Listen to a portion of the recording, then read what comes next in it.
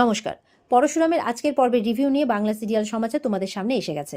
তো আজকের পর্বের রিভিউতে যেটা দেখা যাচ্ছে যে পরশুরাম তো কবিরের উপরে বন্দুক তাক করে রেখেছে যে যতক্ষণে তার ছেলে সেফটির খবর না পাবে তাকে ছাড়া হবে না, আর কোনো ক্রমে তার ছেলের ক্ষতি করা হলে এদিকে কবিরকেও কিন্তু শ্যুট করে দেওয়া হবে। তো তার বাবা কর্ণ তো ভয় পেয়ে গেছে, না এটা কি করছেন, বলে যা করছি একদম ঠিকই করছি। মায়াদেরকে বলছে আরেক দিক দিয়ে রিভলভার ধরতে, তো মায়েরা রিভলভার ধরে আছে। এবার বলছে যে পুরো আমার তরফ থেকে 6টা গুলি আর ডিপার্টমেন্টের তরফ থেকে 6টা গুলি, টোটাল 12টা গুলি একদম ওকে শ্যুট করে দেবে 12টা গুলি দিয়ে। আর বলরাম বলছে আমি তাহলে যাই, আমি গিয়ে দেখি যে আইসিইউ থেকে শুভ খবরটা তোকে দিচ্ছি, এই বলে বলরাম বেরিয়ে পড়ে। তো এবার পরশুরাম কর্ণ আর সত্যজিৎকে বলছে আপনারা যান, চলে যান। কর্ণ বলছে কবির, বলছে ও যাবে না তো, আমার ছেলে যতক্ষণ না সুরক্ষিত হচ্ছে ততক্ষণ ও যাবে না, ও এখানেই থাকবে ডিপার্টমেন্টের কাছে। সত্যজিৎ বলছে আমিও যাব না। বলে যাবেন না, ঠিক আছে, ডিপার্টমেন্টের লোক তাহলে যখন মারতে মারতে নিয়ে যাবে না, আমি কিন্তু ভুলে যাব যে আপনি আমার শ্বশুর মশাই আর এই কর্ণ চ্যাটার্জি আপনার বেয়ান, পুরো একদম মারতে মারতে নিয়ে যাবে, যান বেরিয়ে যান, গেট আউট বলে চিৎকার করছে। তখন সত্যজিৎ মান সম্মানের খাতিরে সত্যজিৎ কর্ণ দুজনে ওখান থেকে চলে যায়। আর মায়া বলছে যে আমি চেম্বারটা ধরে আছি বস, তুমি বৌদির রান্না করা বাঁধাকপির তরকারি রুটি এটা খেয়ে নাও। তো পরশুরাম খেতে বসেছে আর বেশ স্বাদ করে খাচ্ছে, আর কবিরের তো টেনশন, চুপচাপ দাঁড়িয়ে আছে কারণ তার মাথার উপরে মায়া রিভলভার ধরে আছে। এদিকে দেখা যাচ্ছে যে নার্স যাচ্ছে হাতে ইঞ্জেকশন নিয়ে ওই লাট্টুকে দেওয়ার জন্যে, আর সেই সময় তটিনী পথ আটকায়। দাঁড়ান, আপনি কোথায় যাচ্ছেন? বলে পেশেন্টকে ইঞ্জেকশন দিতে হবে। বলে যে ইঞ্জেকশনটা দিতে বলেছে ডক্টর সেই প্রেসক্রিপশনটা আর এই ইঞ্জেকশনটা আমি দেখতে চাই। বলে কেন, আমি তো আপনাকে দেখাতে বাধ্য নই। বলে বাধ্য, অবশ্যই বাধ্য। বলে না, আমি আপনাকে দেখাতে বাধ্য নই। বলে আমাকে একবার মিলিয়ে দেখতে হবে যে ডক্টর যে প্রেসক্রাইবটা করেছেন, যে ইঞ্জেকশনটা দিতে বলেছেন আর এই ইঞ্জেকশনটা এক কিনা। বলছে আপনি কিন্তু বেশি বাড়াবাড়ি করছেন, আমি একদম আপনাকে এটা কিন্তু বলতে প্রস্তুত নই। আপনি কে? তখন বলছে আপনার মা নিশ্চয় নই, তবে দুঘা পড়লে না মা ডাকতেও আপনি বাধ্য হবেন। এখন শ্রীহান গাঙ্গুলিকে কোনো রকম কোনো ইঞ্জেকশন দেওয়ার কোনো ইনস্ট্রাকশন নেই। বলে আপনি কি ডাক্তার নাকি? বলে ডাক্তার নই, কিন্তু আমার কাছে সব ইনফরমেশান আছে। তো নার্স যখন কোনো কিছুতেই বলতে রাজি হচ্ছে না, তখন দেখা যাচ্ছে ইতিমধ্যে একটা গুন্ডা টাইপ একজন তটিনীকে বলছে আপনি ওকে যেতে দিন। বলে কেন? তটিনী বলছে আপনাকে দেখে তো কোনো অ্যাঙ্গেল থেকে ডাক্তার বলে মনে হচ্ছে না, আবার পেশেন্ট পার্টি বলেও মনে হচ্ছে না, কোনো কিছু বলেই মনে হচ্ছে না, তো কেমন যেন আপনার চেহারাটা দেখে আপনাকে গুন্ডা বলে মনে হচ্ছে। তখন বলছে সে আপনি যাই মনে করুন না কেন, ওকে যেতে দিন। নার্সকে বলছে যান আপনি। তটিনী বলছে দাঁড়ান। তখন নার্সের কাছ থেকে ইঞ্জেকশনটা নিয়ে ইঞ্জেকশনের মধ্যে ওষুধ ভরে দিয়ে নার্স বলছে এটা আপনি কী করছেন? বলছে আপনাকে হেল্প করে দিচ্ছি। বলছে এটাতে আপনি হাত দিলেন কেন? বলছে দেখবেন কেন হাত দিলাম। এই বলে ইঞ্জেকশনটা রেডি করে সঙ্গে সঙ্গে গুন্ডাটার হাতের মধ্যে ইঞ্জেকশনটা দিয়ে দেয়, আর ওই গুন্ডা কিছুক্ষণের মধ্যে একদম অজ্ঞান হয়ে পড়ে যায়। তো বলছে দেখলেন তো কি হলো, তো আপনি পাশে কোনো আইসিইউ বেড ফাঁকা থাকলে ওকে ভর্তি করে দিন। তো নার্স তো ভয় পেয়ে চুপচাপ দাঁড়িয়ে থেকে যায়। তো এবার তটিনী পরশুরামকে ফোন করে, ফোন করে বলছে লাট্টু ঠিক আছে, তুমি কবিরকে ছেড়ে দিতে পারো, ওকে মুক্তি দিয়ে দাও, কারণ কালকে তো কোর্টে কেস আছে, কালকে ওকে কোর্টে নিয়ে যেতে হবে। আর কালকে ওই কোর্টে একজন সামান্য গৃহবধূ, একজন ছাপোষা মানুষ তাদের সন্তানদের জন্য লড়বে, এখানে লাট্টু একদম সেফ আছে।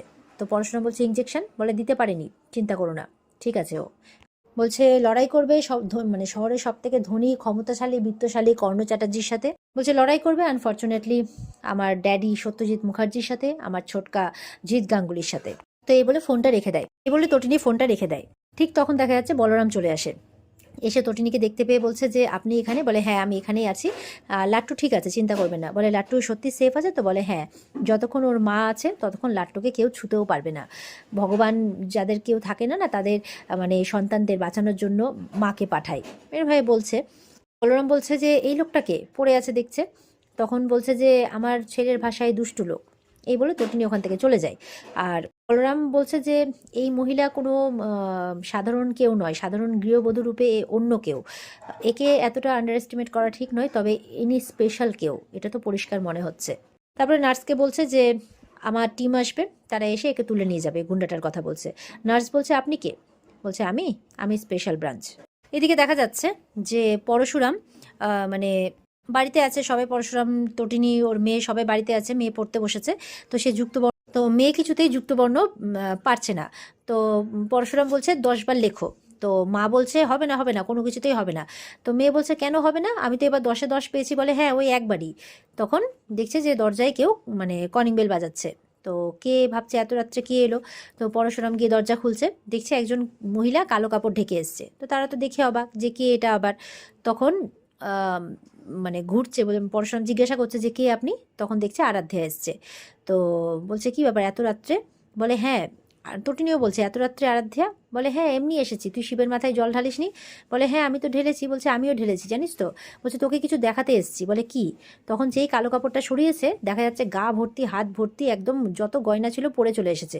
তার কাছে নাকি আরও আছে, আরও কোটি কোটি টাকার গয়না আছে, অনেক বড় বাড়ি আছে, যেটা মানে ওর রুমটা নাকি ওদের ফ্ল্যাটের থেকেও অনেক বড়, কিচেনটা ওদের মানে অনেকটাই বড়, আধুনিক কিচেন, সব কিছু আছে এইসব বলছে।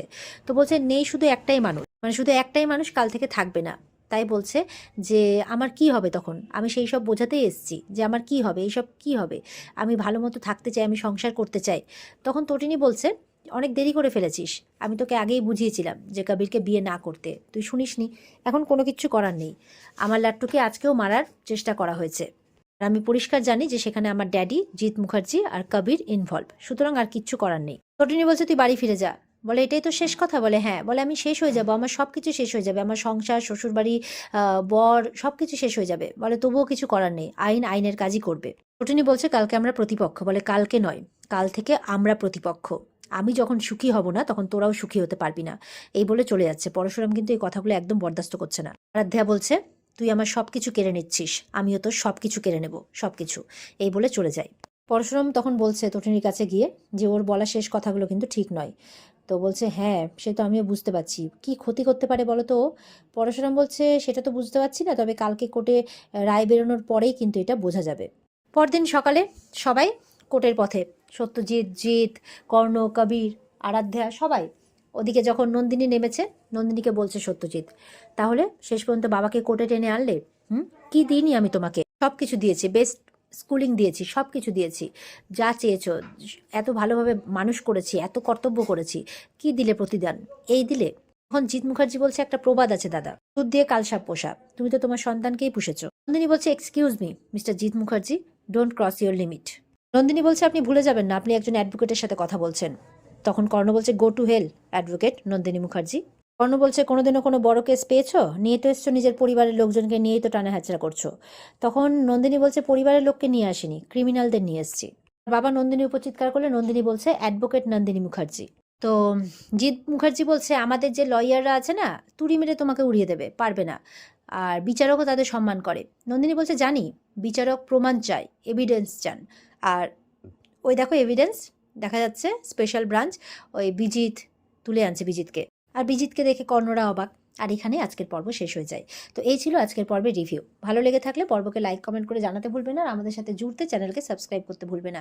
দেখা হচ্ছে তোমাদের সাথে আগামীকালকে। সবাই খুব ভালো থাকবে। আজকের মতো পর্ব এই পর্যন্ত। বিস্তারিত দেখতে অবশ্যই স্টার জলসার পর্দায় চোখ রাখবে। টাটা।